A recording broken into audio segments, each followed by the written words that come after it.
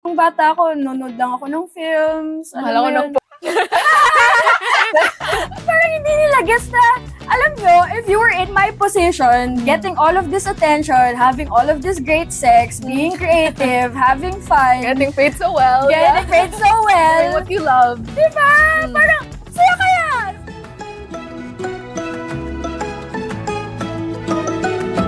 Pero meron namang iba, di ko na lang papangulo na, parang yung first meeting namin, 3 pumps. Done. 1 minute. Oo. Kasi this guy, parang prior to that daw, parang I think a year siya na yung fubo niya lang yung fina-fuck niya. So parang sanay na sanay siya doon sa katawan ng girl. Tapos now there's this new person na he was very intensely attracted to. Kasi grabe yung hindi kami kulang doon sa attraction. Pero dahil nga sobrang intense, kasi that happens sometimes sobrang intense ng feelings mo for the person, sobrang intense ng attraction mo. Hindi ka nakaka-perform na maayos. Yun nga, parang lalabasan ka na-excite siya masyado. Na-excite siya masyado. Sabi ko, feel ko kailangan natin muna sanayan yung katawan mo with me. Kailangan natin masanay sa isa't isa. Kasi siya rin content creator din kasi siya talaga by trade. So sabi, siya rin yung na-disappoint sa sarili niya na, shit, hindi tayo makakatrabaho. Alam niya na hindi okay yun So yun, parang I think it took us a month and a half. Oo, tagal din Oo, kasi parang, kasi yung second, 5 minutes. And then yung third, 10 minutes na. Okay. Tapos nung nung 15 minutes na, medyo nag-shoot na kami ng konti nun. Tapos nung pahinga muna, tapos nung kinakaya na niya na 30 minutes, sabi ko, okay, yung mga videos ko at least 25-30 minutes. So, ayan, pwede na tayo mag-shoot, marunong ka na. So, yun, parang, it was a process. Yeah. Tapos ngayon, parang I'm gearing up to work with someone. Tapos, nung una din, parang yung katawan ko hindi pa sanay sa kanya. Ako naman yung katawan ko naman yung hindi nagre-respond ng okay. Tapos siya din, parang he's having a hard time maintaining his erection. Kasi yun nga, new person So, parang nandun kami sa station. We're going out on dates. Okay. Having sex. So, parang I'm in the process of screening someone. So, lagi may ganun. Diba? Parang, grabe nga. It's a full-time job. It is. Na parang aside from the editing and the lighting. Alam mo, honestly, like, the sex is just like 5% of the job. It's the things around the sex that I have to take care of. Yun yung matrabaho talaga. And then, I'm really glad na you said nga na you get tested. And do you get tested after also? Yeah. Before and after. Before and after. So that's really good. Na I hope that is this a common practice in the industry? Ito kasi, parang hindi ako masyadong close with other people in the industry. Pili lang. Like, si Tina Six has become a good friend. So, I can only, like, vouch for the people I know na, tsaka rin naman parang hindi rin naman ako, parang I make friends with people who are also serious about their job. And you wouldn't call I wouldn't consider someone serious at making porn if hindi part ng protocol nila yun. So yun, parang sa mga taong alam talaga nila yung ginagawa nila, you can rest assured na ganun. At saka parang people underestimate talaga parang how people underestimate how professional sex workers can be, honestly. Kasi parang etong practice of getting tested all the time, pinaka nakikita ko sa mga full-service sex workers, which is people who have sex talaga. Yung bububuking, nag-walk. Na meron silang awareness na merong mga social hygiene clinics that you can go to for free, you can get tested there for free. Actually, sinet up yun ng government for what they call establishment workers, which is what they call sex workers. So, para sa amin talaga yun. So, thankfully naman, kalat naman yung knowledge na may ganong resources. Pero I can't say that for everybody, of course. Okay. But I'm just saying na parang there are options that are open. And ano naman, parang a lot of sex workers naman are aware of those options. And that's good. I think that's good then that we're talking about it. Na, diba, kasi a lot of people are saying na, magkakasakit ka dyan. Oh my God, the comments that I read na, especially sa Facebook, sa YouTube, na parang may sakit na siguro yung babae yan. Parang, kuya? Alam mo ba kung anong prosesong pinagdadaanan niya? Grabe. At saka kuya, when was the last time you got tested? Kuya, like, so, kasi ako, 2 weeks ago, parang, like, every time, like, actually, parang, naging ugali ko yun, kasi, I hook up with a lot of people, and I wanna be able to hook up with people without that anxiety na baka, fear, so lagi akong may home test kits. Ako mismo nag-a-administer dun sa lalaki bago kami mag-sex. And parang ini-explain ko na mabuti na, hey, I'm a sex worker. Trabaho ko to. I can't get my co-actor sick. And I can't get you sick. So let's do this testing ceremony chuchu. Part talaga to ng date natin, and then after nun, we can go as hard as we want kasi alam na natin na clear tayo. Diba? Parang, yun, parang, hindi naman ako nagkukulang doon, honestly. Yeah, and that's really great na ganun nga yung process na ginagawa mo. Yeah. And then, in terms of, meron din kasi ako napanood na interview mo na you said na you have ADHD. I do. So, are you diagnosed with that? Yes. Okay, can you tell me the story? Yeah. I was just, parang, parang nung una, hindi pa ako sure if I had ADHD or not. Kasi there were some boxes that I tick, there's some boxes that I don't. Kasi there's a lot of symptoms ng ADHD. Pero parang the reason why I sought help for it, kasi it was starting to cripple my work na. Na parang it takes me, parang hindi ako maka-focus enough to edit, tapos parang ang tagal-tagal. Actually, hanggang ngayon, problema ko pa rin naman yun eh. Na ang tagal-tagal bago makapag-release ng video kasi hindi ako maka-focus. Tsaka ito, I think, a big reason rin why I wanted to get medication for ADHD is part rin ng symptoms ng ADHD is, di ba, pag ADHD ka, yung focus mo, like, parang from one thing to another.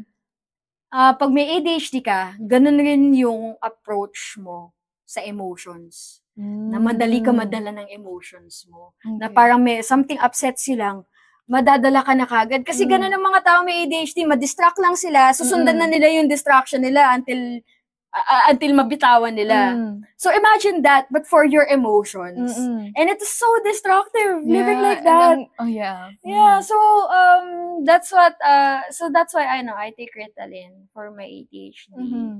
Yan. So, and it really helps me with work. I took one kanina. Kasi, ko rin part rin ng trabaho ko, especially since nakikita ko talaga na merong need for us to discuss these things.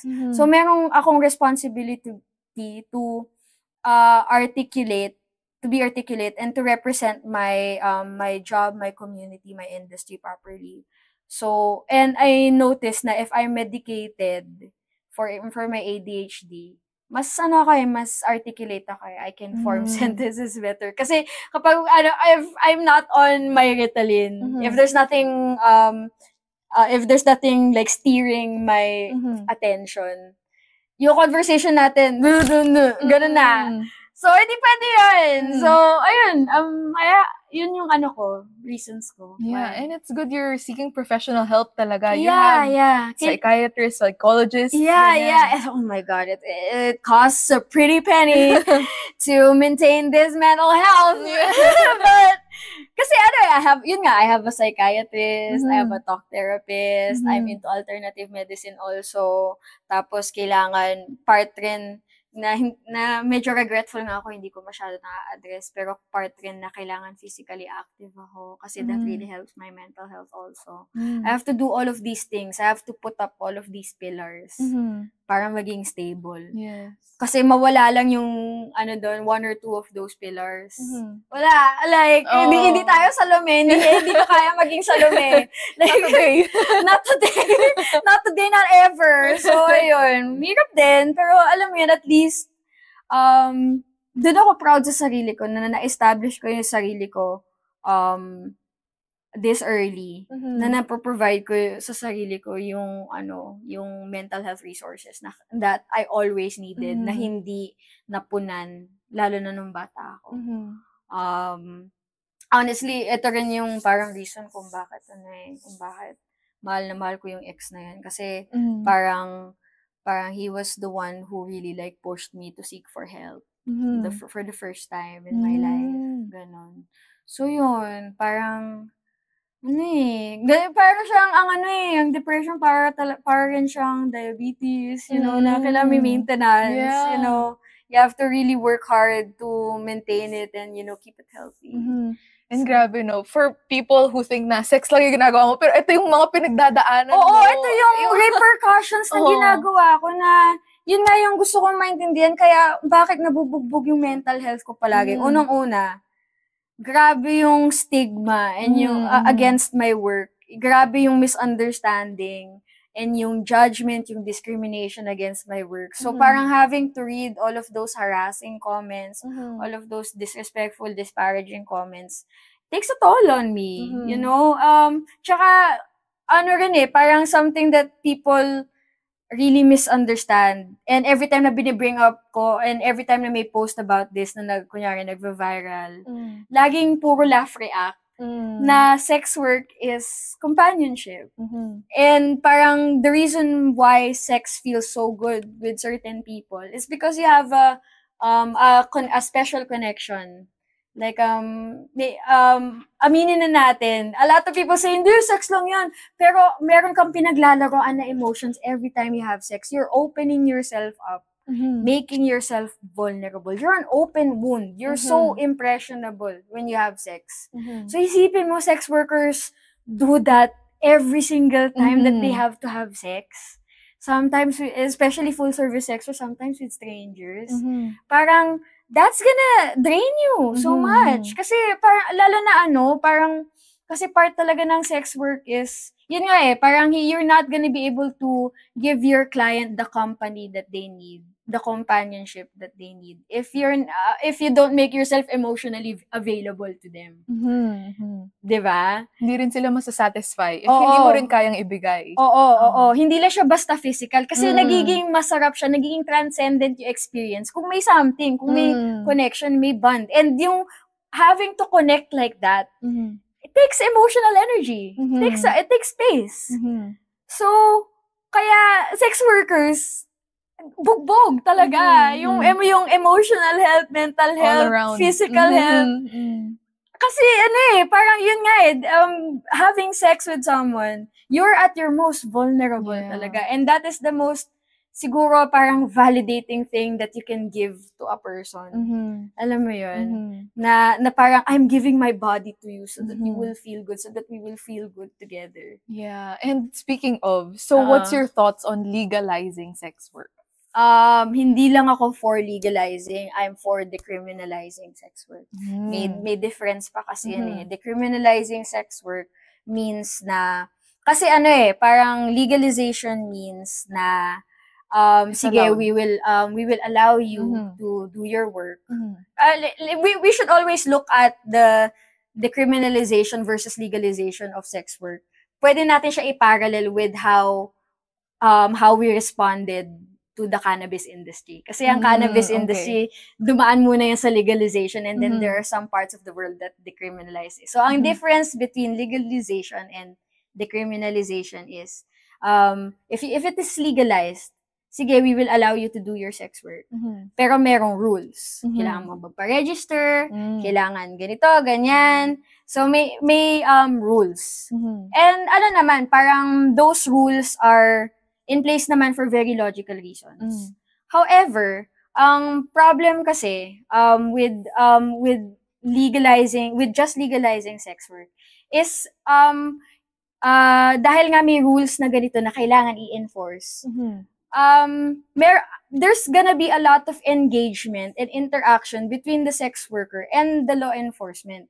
And yung law enforcement, ang police system natin has a very ugly history with sex work. Kasi they're in a position of power and sex workers are treated like criminals.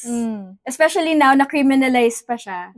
So parang there's a lot of harassment and a lot of danger that comes kapag nagbabanggaan ng mga sex workers with law enforcement.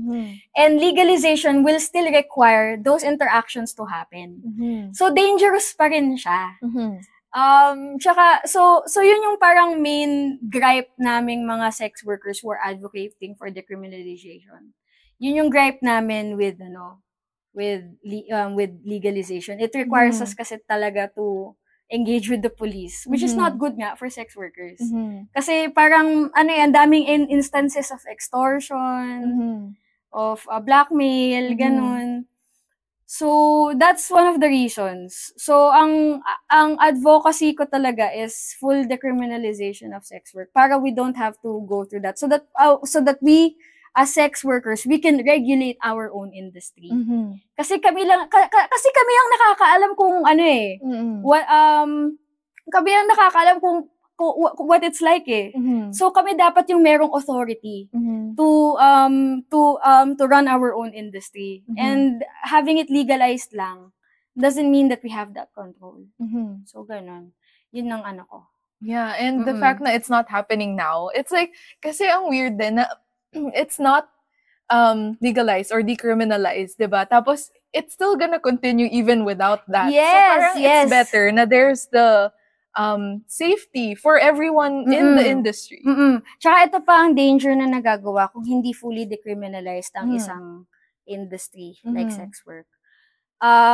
There will always be people who will not be able to live up to the rules that legalization will set. So, people who don't have enough money to register as sex workers, to register their business. So meron yung legal, pero may underbelly pa rin, may black market pa rin. And kapag hindi na-penetrate ng police or anybody who could help yung black market na yun, it's so dangerous for sex workers. Oo, kasi parang sino yung masusumbungan nila? Kunyari, sex worker ka, binugbog ka ng kliyente, ninakawan ka ng kliyente, or something like that. Tapos, kunyari, nasa system tayo kung saan legalized ang sex work, but not decriminalized. Tapos, pagpalagay na natin, yung sex worker na to na napahamak is hindi siya registered. Kasi, kunyari, in New Zealand, for example, hindi ka makaka-register as a sex worker kahit decriminalized doon. Kasi, kasi kunyari, immigrant ka, ganyan. What if you're in a really sticky situation like that? Sino masusumbungan mo? Kapag matatakbuhan. Pag umano ka sa police, makikita nila, ay, unregistered sex worker to, criminal to. Ikaw pa yung diba? And imagine that situation in a place kung saan hindi pa siya legal. So, kunyari, yun nga dito, nangyayari yun palagi na napapahamak yung mga sex workers pero wala silang matakbuhan kasi criminalized yung natin, yung sex industry natin dito. Yeah, tsaka yung bayad. Like, as low as they can get. Parang ganun for some people. Yun nga, parang walang nag-regulate nung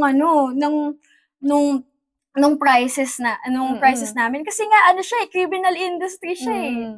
So, kailangan talaga siya ma-decriminalized first and foremost. You know, yun talaga yung advocacy namin. Ng Philippine Sex Workers Collective. I'm actually part of organization of sex workers. Tapos yun yung main thrust talaga namin. This decriminalization over legalization. Pero, you know, like we understand naman that there's like steps to these things. Yeah. It's a process talaga. So, ayun. Parang, sa tingin ko nga, yung pinakaunang dapat magbago muna is the way that we treat sex workers and the way that we talk about and think of sex work. Yun muna eh. Kailangan ma-destigmatize muna siya before any steps can be made. Yeah.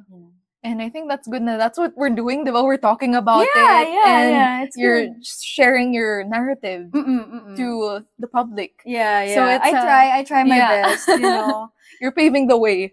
do that. Hopefully, eventually, in the future. Yeah, kasi parang, yun yung parang pinaka-crucial talaga with this process of destigmatizing sex work. We have to take control over our own narrative. We have to have our voices be heard. Kasi parang ang mga natututunan ng mga tao about sex work is yung sinasabi sa kanila ng media na, ang babaeng ang kalapati mababa ang lipad. Ang babae yung parang ang babae parang alam mo yun parang ang archetype ng sex worker sa media, sa film, sa TV is babaeng kailangan iligtas.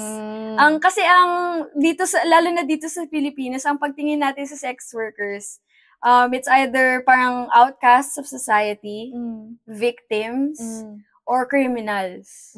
That's what we think of sex workers. It's so dehumanizing for us to be thought of that way. So I think na parang part rin ng goal ko, that's why I go on these interviews and I tell my stories. Gusto kong makita nila na every single sex worker may ganitong kwento. May kanya-kanya kami ng reasons kung bakit namin ginagawa yung ginagawa namin. And parang and every single one of those stories is valid. Every single one of those stories needs to be heard. And these stories need to be heard kasi parang if you knew what we were going through, hindi mo kami i-disrespect ng ganun-ganun lang. Kasi maintindihan mo na tao lang din kami, may mga pinagdadaanan kami, may mga pamilya kami, kaibigan kami, we have lovers, So, and yeah. You have your story to tell, definitely. Yeah. Every single sex worker does. Yes. And so, yung mga others na nakaka-work mo, so, di ba you have experience with like girl-on-girl, then the video. So, with those, like, napapaisip din ako, what's your gender identity? Like, what do you identify as? I am a cisgender woman. There was a time in my life that I thought that I was gender queer or gender fluid. Kasi, especially when I was younger, kasi diba ganun na lang yung rejection of sexuality in our household.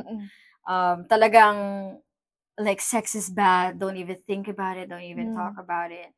So, parang, hindi ko masyadong na-access yung feminine side ko. Parang, I really rejected it and thought of it as something that was just in the way, Parang, it's something that I didn't need. Kasi, parang na-associate natin ang sexuality with femininity. So, because I was rejecting my sexuality, I thought that I had to reject my femininity as well. So, pero ngayon, I'm very, like, happy to have been born a woman. I really like,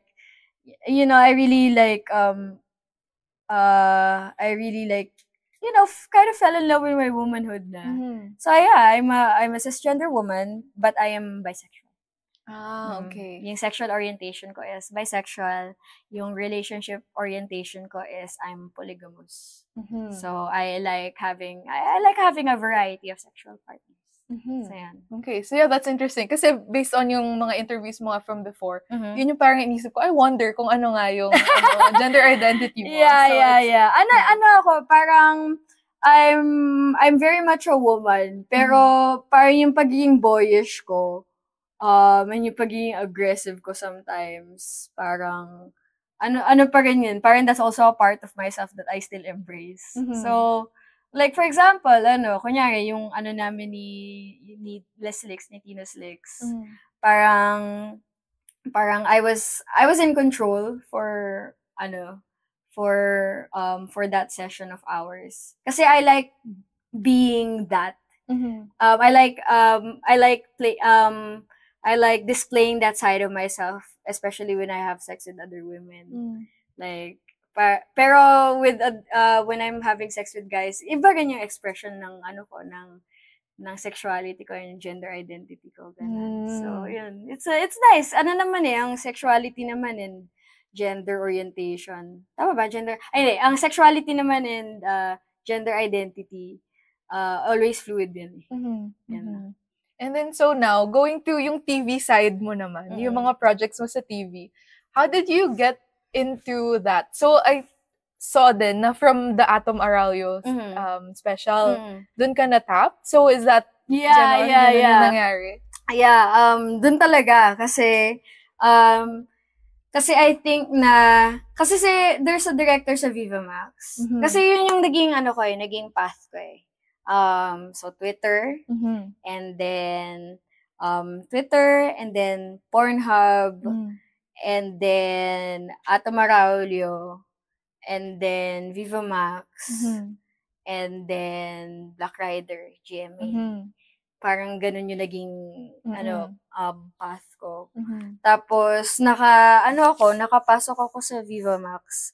Because of, because of the film that was based on my life, yung Kitty K7. Parang I gained recognition from that. Pero as a cast member, as an actor, as a performer, Viva Max artist, na yung first project ko with Viva Max was 4 na S, 3 H. Yeah. Podcaster ka din doon, di ba? Nakakatuwa nga eh. Kasi I love podcasting, honestly. And I was tapped by Direk Roman for that. Kasi I didn't know that he was parang building a concept pala for a mini-series around me. Kasi gusto niya talaga akong makatrabaho.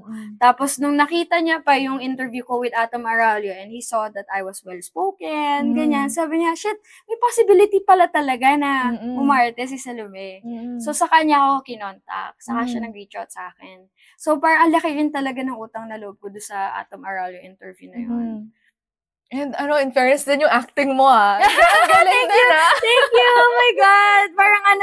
Parang I'm really enjoying that process nga of kasi I'm a film fan talaga and I always I love studying great performances. I love parang watching the filmographies of great actors. Yeah. Talaga, passionate ako about that and I never thought parang alam ko ng hilig ko kasi nag-school plays na ako before eh. Pero hindi ko akalain na magkakaroon pala talaga ng opportunity in my future na to do that. So, parang nakakatuwa lang na ang sarap niya pala aralin. Kasi it's new to me eh. Like working as a film actor, TV actor, it's so different from, of course, the last time I was on stage was like when I was like elementary.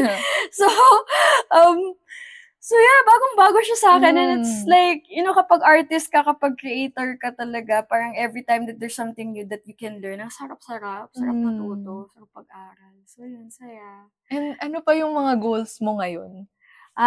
Goals ko? I guess in terms of muna, like film and TV, do you want more like, I wanna do more films, more roles, kasi parang, dun ako nakaka-practice talaga eh. Yun nga eh, like I said, desire matuto. So, the more opportunities na matuto, the more opportunities for me to meet other actors, the better, diba? So, sana more projects, gano'n. Parang, I wanna refine my acting chops talaga. So, more opportunities sana to do that. I wanna be in international films din. That would be amazing. Sana, diba? Yeah. Why not, diba? Parang, I got this far.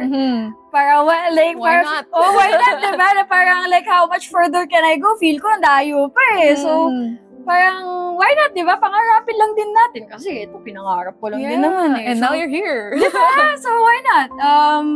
In terms of porn din naman, gusto ko rin mag-work with international productions.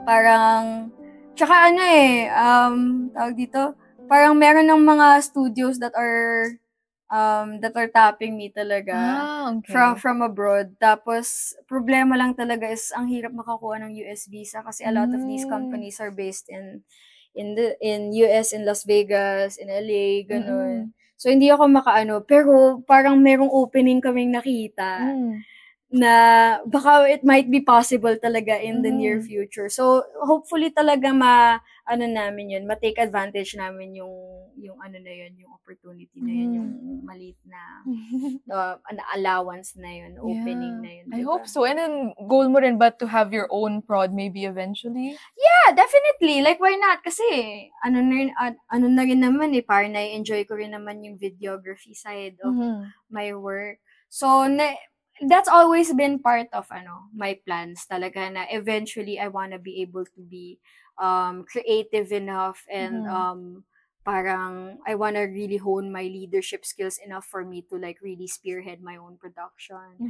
That would be really cool. Pero ako kasi right now, super enjoy ko pa being in front of the camera. So, ayun. Yun muna. So, kapag nagsawa ako, siguro, why not, eventually. Diba? Matagal ba naman yun, maybe? Yeah. Feel ko matagal pa naman kasi sobrang enjoy ko yung ginagawa ko parang hindi ko pa nga na-imagine what that would feel like na magsasawa ako sa ginagawa ko. Parang, hindi ko siya ma-imagine talaga. Kaya nga naiinis ako doon sa mga tao na parang, ang dami kasing comments recently, especially with an interview that I did with this creator called si Tio Bry. I don't know if you saw that one. I did. It's 3 parts. Yeah, 3 parts, diba? Tapos sobrang walwal kami doon sa yun. Tapos yung comments, grabe. Yeah. They're very cruel na kailan siya titigil, hindi naman siya masaya. Parang kailan siya magbabalik loob sa Diyos, bakit niya sinusunod yung tawag ng laman niya. Parang, puro ganon. Tapos parang hindi nila gets na, alam nyo, if you were in my position, getting all of this attention, having all of this great sex, being creative, having fun. Getting paid so well. Doing what you love. Diba? Parang, saya. Parang nakakapagod maging salome a lot of the time, honestly. Parang it's exhausting, it's parang emotionally taxing. Pero on the flip side, ang saya. Na parang, bata lang ako, parang, nung bata ako, nunod lang ako ng films. Mahal ako ng porn. Parang, syempre nanonood din ako ng porn and I've always been, I've had my crushes. Yun nga parang I've always had my fascination with porn and erotic content. So parang ang saya lang na parang inaaral ko lang dati, ngayon ginagawa ko na. Hindi niyo alam kasi like hindi niyo alam mo yun, if you were the kind of person na nahanap mo yung trabaho na mahal mo, magigets mo. Honestly. Siguro wala pa kayo doon kaya hindi nyo gets, kaya kayo galit. Pero I hope and pray na kahit mga kupal kayo, I hope and pray na sana marating nyo yun in your own life. I love you. Fuck you. So, in terms of inspiration naman for you, para kanino ka bumabangon at patuloy na nangangarap nga since we're on that, notion? Ito masakit. Parang, honestly, my cat kasi of 12 years. I took care of him for 12 years mula college. He died a week ago, I think. A week ago. And parang, for like a really big chunk of my life, 12 years. Oh my God. Like, a really big chunk of my life was built around him, taking care of him. Kasi parang, for example, yung unang bumukod ako I used to live at my parents' house and then my tita's house, and then nung nakaipon na ako from OnlyFans, bumukod na ako and put a deposit on my new condo. Ganyan. Ginawa ko yun kasi all my life, inaalagaan ko si Ernie. Parang, laging sinasabihan ako nung head of the household. She was my mom and my tita. Tapon mo na yan. Like, parang, ligaw mo na yan. Parang, laging ganun. Laging ganun yung nila kay Ernie. Parang kung paano ka din i-treat nila. Very hateful, very, not accepting, rejection kagad, ganun. So, parang, parang, ang laki ng motivation ko nanggagaling sa kanya na parang, no, I have to give Ernie a good life. I wanna spoil him. I want us to live in a nice place kung saan nakikilala niya yung friends ko kasi he loves having guests over. He's super sweet to everybody. Parang naging, alam mo yun, ano siya, parang, naging anchor ko siya for a huge part of my life. Alam ko, for other people, tayo na pusa lang yan. Pero sa akin, anak ko yun eh. Alam mo yun? Na, lagi ko nga gina-joke eh, na parang kasi a lot of people ask me that din, na parang, meron ka bang mga meron ka bang mga pinag-iipunan or mga goals or whatever. Lagi kong gina-joke na, hindi, like, magka-college pa yung mga pusa ako, kaya ako sila alagaan, kaya ako mag-ipon para sa kanila. Kasi totoo yun, ganun ko sila kamahal. So that's one. And I'm really, really fucking broken, fucking crushed na nawala na siya. Kasi, I really did everything for him. Tapos nagkaroon pa ng times na, I wanted to kill myself. Pero ang laging reminder sa akin ng mga friends ko, hindi, kailangan ka pa ni Ernie. Sino mag-aalaga sa kanya kapag wala ka na? Sa'yo lang bonded yan. So, parang, ganun yung connection ko sa kanya. Oo, ganun ka-intense. Pero, beyond that, I know that I owe it to myself. You know? Parang yun yung, yung kulang na kulang talaga all throughout my life eh. Yung pagmamahal na dapat binigay sa akin ng magulang ko and na-internalize ko yun. So, hindi ko rin yun binigay sa sarili ko. Parang I hated myself for such a long time. Kasi akala ko that was the way that you should treat yourself. Kasi ganun ako tratuhin ng magulang ko and the people around me with disdain. You know? Pero ngayon, parang, especially now na napapublicize ko yung trabaho ko, I'm telling my story and not everybody is receptive to it.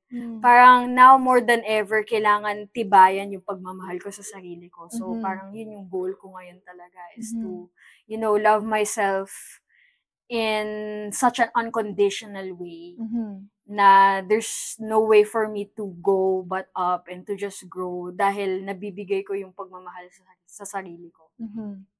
And if there's a message that you can tell everyone that encapsulates basically everything you want to tell them, ano yung gusto mong sabihin na narrative na you want to share about sex work?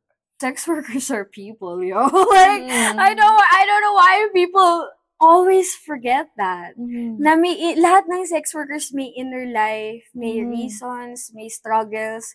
And I want people to understand na napaka-special ng ginagawa ng sex workers. Napaka-special nung space, nung vacuum na pinupunan namin. And people really don't understand it. Pero I think na if I frame it like, imagine what happened to us nung pandemic. There was such a thing called skin hunger, where you just want your body to be touched by somebody else. And if you don't have that need, or if that need is not being met, nakakabaliw siya. It really takes a toll on your mental health. That you don't feel validated by someone. You don't feel loved by anybody. You don't feel, parang, you don't feel attractive. You don't feel worthy when you're not being touched, when you're not being intimate with somebody. Nakakabaliw yun. It really like, yung that lack of intimacy, that lack of companionship, that's maddening. Like, imagine all of the times that you were lonely dahil wala kang jowa. Masakit, diba? And parang, if you have that need for intimacy, and you don't have anybody in your life right now, you don't have a FUBU, you're not dating anybody, if you don't have anybody in your life right now to provide that for you, saan ka pupunta? Nunod ka ng porn. Or if you're that, if your need is really that strong, you'll find a sex worker to give you that companionship. So, parang, yun yung gusto ko maintindihan ng mga tao na yun yung ganun ka-important yung binibigay namin. Kasi if wala kami, some of these people will get crushed or will get defeated by their loneliness. You know? Or parang there's a part of themselves, kunyari, or in the context of porn, parang people like, people find out about their preferences through porn. And they learn about sex through porn, they masturbate with porn, na-assist sila dun sa self-pleasure nila, dun sa self-care nila. Parang, yun yung importance ng porn. Parang, it helps you discover things about yourself. Kasi, hindi lahat ng times na you wanna have sex with somebody, or nalilibugan ka, and you have that itch that you wanna scratch. Hindi all the time na merong gagawa nun for you. You have to give that to yourself. And sometimes you need the assistance of something like porn, or talking to an online sex worker, going on Chatterbit. Sometimes you need that so that you can pleasure yourself and give yourself that care, that love, that attention. So that's what sex work is. This is the service that you get to provide. Yeah. It's emotional labor, companionship. Like, you know clients for full service sex workers. I'm not a full service sex worker myself. Hindi ako nagbo-booking, nagwo-walk. Pero dahil nga lubog ako sa industriya ko, doon namin akong kilala na They always tell me, sex is just like a little part of what they give. Ang hanap talaga ng mga customers, yung cuddle after sex, yung pillow talk. Pillow talk.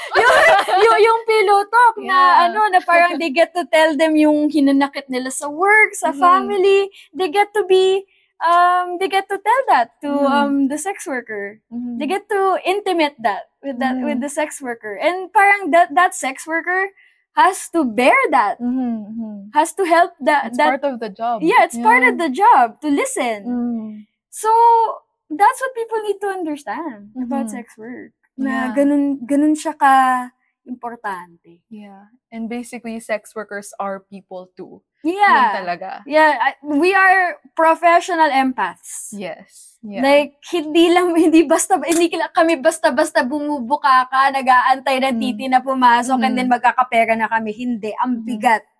Ang bigat ng dinadaanan namin. And for us to do that willingly, fucking say thank you, bro. Like, be fucking grateful that there are like so many passionate adult content creators providing you with your jack-off material every night. Dude, like, kami yun. Sa amin nanggagaling yun. So show some fucking respect, yes, you know? And there you have it. Thank you so much, Salome Salvi, for having this conversation with us. Oh my God, this is amazing. Thank you, then. Thank you for listening. Good night, everyone. Good night. Sweet dreams. Sweet dreams, dreamers. Thank you. Thank you.